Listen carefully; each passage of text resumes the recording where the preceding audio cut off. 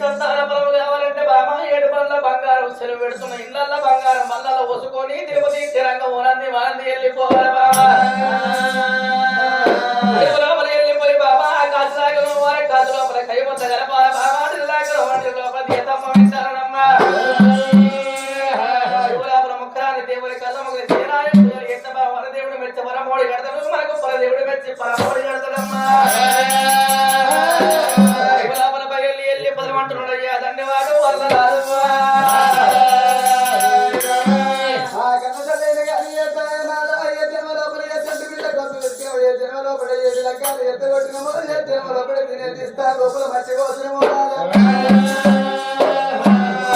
పట్టణ ప్రజలందరూ కోరికతోడ కొంగు దాటి